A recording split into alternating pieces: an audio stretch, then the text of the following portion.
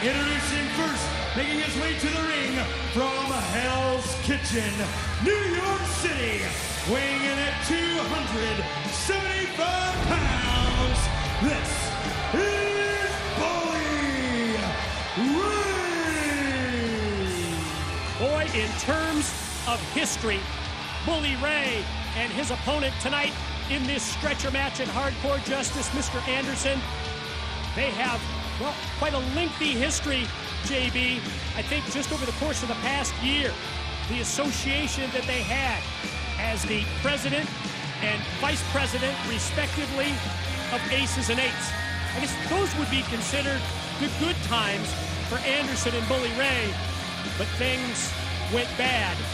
Really bad. Well, you could say they were the best of times. They were the worst of times. Not only Bully Ray making it to the mountaintop, becoming world heavyweight champion in 2013, but 2013 also saw the year that he lost it all, as he makes this poor young man cry. He can't even make eye contact with Bully Ray.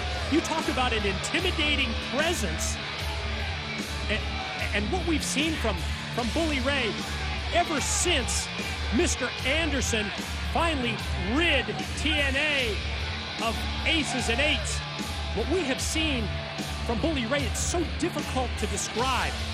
It's expressionless, yet the impact, as you saw that he just had on this young man, just with the stare, it's scary. Well, you want to see what becomes of a man after you take away everything. You take away his world heavyweight championship. You take away his gang, his friends, Aces and Eights, all gone. And what do you have? You have a man now that is very quiet, ominously dangerous. Too quiet. Dangerously quiet. And we're going to see what he brings to the table tonight here at Hardcore Justice against Mr. Anderson. Do you know who I am?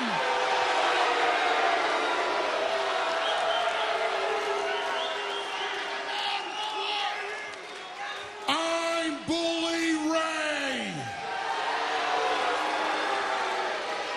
And I'm from New York City.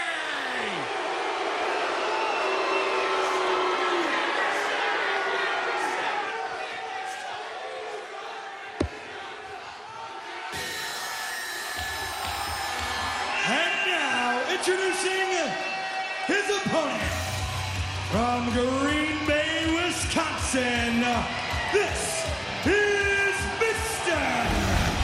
Anderson. Mr. Anderson walks right by the stretcher that he hopes will be used for a ride to the hospital for Bully Ray. Stretcher match here at Hardcore Justice. We've touched on the history and the history between Anderson and Bully Ray. It's gotten awful personal as of late. You might recall that pile driver on the entrance ramp.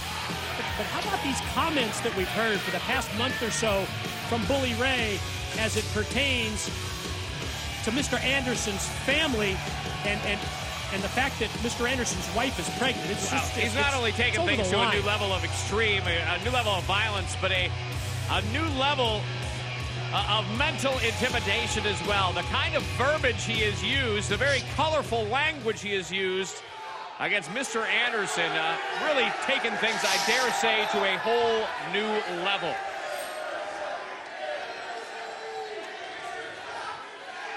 You are a creepy bastard, aren't you? You know what? I don't want to put you on a stretcher. I don't want to, because you know what that means? That means that the minute your ass gets to the back, you receive medical attention. Would you like Bully Ray to get medical attention? I want you and medical attention to stay as far from each other as you possibly can. So, like you, I did a little politicking in the back. Yeah! I just canceled our stretcher match. No, the office canceled the stretcher match and replaced it with a last man standing. Whoa, no trip to the hospital for Bully Ray. If Mr. Anderson has his way, it is now last man standing. And JB, that means the man that's not able to answer the 10 count is going to be the loser. You've got to beat your opponent to the point that referee Earl Hebner puts in that 10 count, counts your opponent out. I kind of like this mindset of Mr. Anderson. Bully Ray's been in his head with all the comments about his family as of late, and now Anderson going to turn the tables on Bully Ray. Well, he wanted to up the stakes. He wanted to bring the game up to a whole new level, and by making this match a last man standing match, not only are you going to have to incapacitate your opponent, you're going to have to keep him down, keep him out for not a 3 count, but a 10 count. Wow, what a spear. Explosive move out of the corner, as it looked like Mr. Anderson here at the outset of this match was going to take control. It looked like Mr. Anderson had Bully Ray exactly where he wanted him. Anderson even playing to the crowd, starting with the offensive moves, and then here comes Bully, and he follows it up by yet driving Anderson right into that corner turnbuckle, and now Bully Ray all of a sudden has got Anderson dazed. When you talk about the methodical offense of Bully Ray, it is slow and deliberate and focused and effective. And every time out we have seen Bully Ray really evolve into a very dangerous competitor to anyone on the roster. Think about this, Mike. Think about the history that we have seen with Bully Ray over the course of his career. All the accolades, all the accomplishments up until 2013 were how many tag team championships he'd won, how many different places he's been, never been defeated with Devon in Japan. Great list of accomplishments. But not until 2013 did Bully Ray really come into his own, where everyone identified him as his own man. President of the Aces and Eights, world heavyweight champion, and now 2014, he starts the year with neither one of those. That makes him, to me, a very dangerous man. And for everyone to have to contend with, namely Mr. Anderson. And you talked earlier about the offense of Bully Ray, how it's so methodical, yet so effective. And it's almost if the way that we've seen Bully Ray ever since Aces and Eights were forced to disband, it's almost as if what's behind those eyes, it's emotionless, it may be methodical, but again, look how effective that has been in terms of getting inside the head of Mr. Anderson. Even as this match progressed, we heard Bully Ray make comments to Mr. Anderson about his wife, about his family. And from that point forward, after we got inside Anderson's head, we have seen some pure, raw physicality from Bully Ray. Anderson just had his bell rung. His head just went directly in to the steel steps. And Anderson barely moving out here on the floor. He hit those steps hard in a very sharp area. Now goes after one of the fans at ringside. Never one to hesitate from trying to incite a riot. Oh, look at Mr. Anderson busted open. Well, you're right, Mike. He did take a bad shot in the corner of those steps. And just like that, oh my, the mind games commence. And this is where he's dangerous. This is where he's comfortable, if you can believe that. Oh, the maniacal presence of Bully Ray. Just thrilled with the sight of the blood streaming and flowing from the head of Mr. Anderson. And now, we talked earlier about how dangerous Bully Ray can be. Well, with Anderson's blood, even all over his head.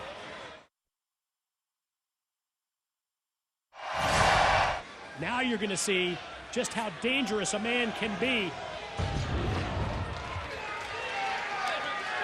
Boy, trouble ahead for Mr. Anderson. The stairs, the steps, right into the ring, and Bully's got a weapon. Anderson's in bad shape. The amount of blood that he has lost. And you sense, wow. Look at the way that Bully takes the blood, wipes it on his face, wipes it around the ringside area. That gives you a mindset of this guy. This is who we're working with here. A guy That'll not only bust his opponent wide open on every intention of doing that, then take the man's own blood. And doing the things he's been doing with it. Obviously, it's all about beating Mr. Anderson and getting into his head, making a statement, sending a message. Anderson has been decimated as a result of going face first, head first into the steel steps outside the ring. Bully's now brought them into the ring, and I don't know whether Anderson here is going to be able to last much longer. Oh, fortunately for Anderson, he drops down in that boot. The intentions were to splatter his head against the steel steps. Not able to connect, and Anderson going to try and turn it around now on Bully Ray.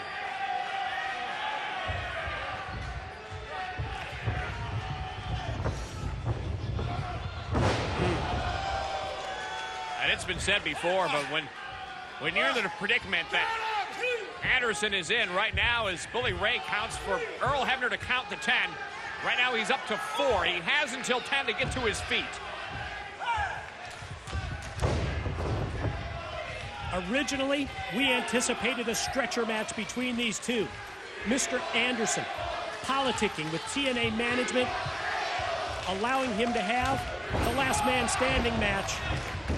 It upset Bully Ray to the point where he continues what has been a brutal beating, as now that trademark steel chain comes into play, used as a weapon, and here comes the intimidation factor. Right now, going out after Earl Hebner, getting right in the face.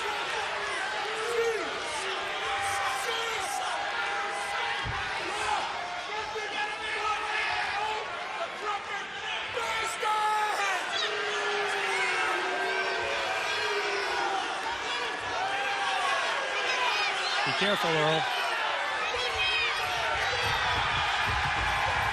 Earl Hebner telling Bully Ray that he's the law. He's the one that's going to decide this match in terms of the officiating. And while Bully Ray covers up,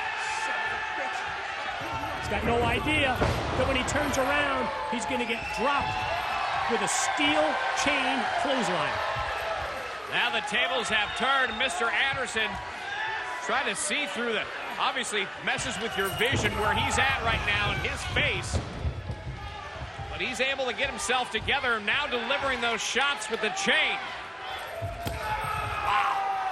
Oh, you just hear that chain right against the back of Bully Ray, as Anderson shows that he's not going to be intimidated. Goes nose to nose, face to face with his rival.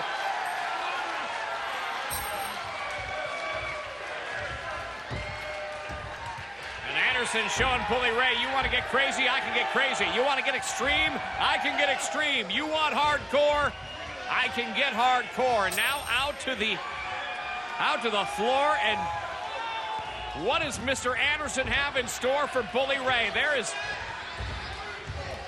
a portion of the rail at ringside. And of course, that's legal here tonight at Hardcore Justice. Going to use that guardrail. Oh, comes back to haunt Mr. Anderson.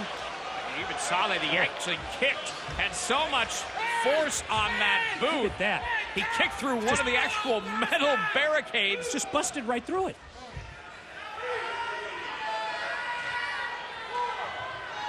And that's enough for Earl Hebner to start making the count. He's up to 6 now. Here's 7. Anderson has got to get back up to his feet, and barely does just before the 10. Bully Ray had the presence of mind at that time to realize Anderson was hurt.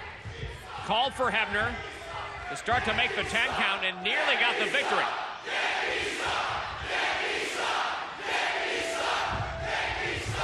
Now you can hear what our crowd in Massachusetts thinks of the New York contingent, be it the Yankees or be it Bully Ray.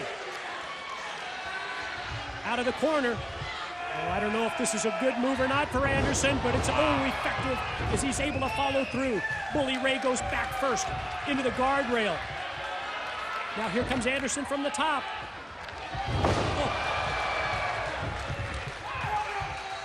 He says count him.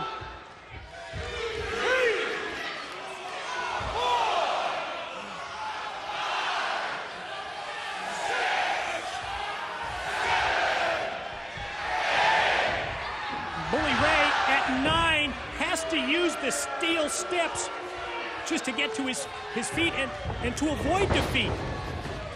That was as close as it can get. Now Anderson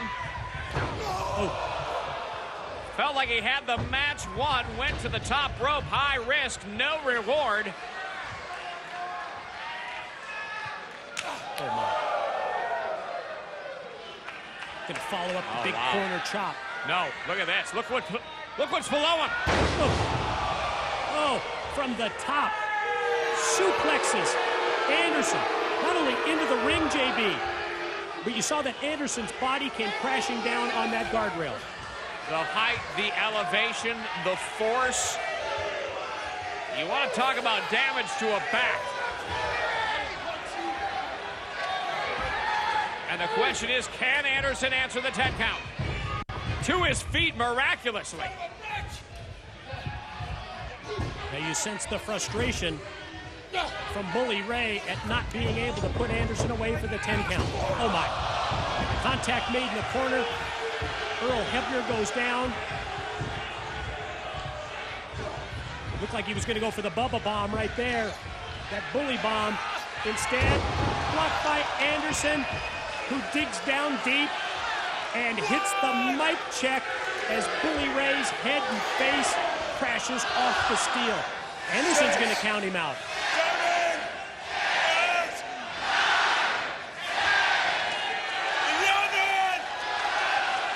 Well, unfortunately for Anderson, until Earl Hebner gets to his feet or is able to recover, that's a moral victory and nothing more. Well, Mr. Anderson should be the winner of this last man standing match. Well, you saw how hard Hebner got taken out in the corner there. If not for Earl Hebner, you're right, being knocked down in the corner, Mr. Anderson would be getting his hand raised right here and right now. How lucky is Bully Ray? Well, especially with that mic check right on to that fence, and now measuring. Oh man, before he can use that guardrail, Bully first with the low blow, then able to shoot Anderson off with impact into the steps. Hebner from the mat is counting as both men are down. He's at 7. He's at 8. Anderson didn't get up. Mike, it appears as though he did not.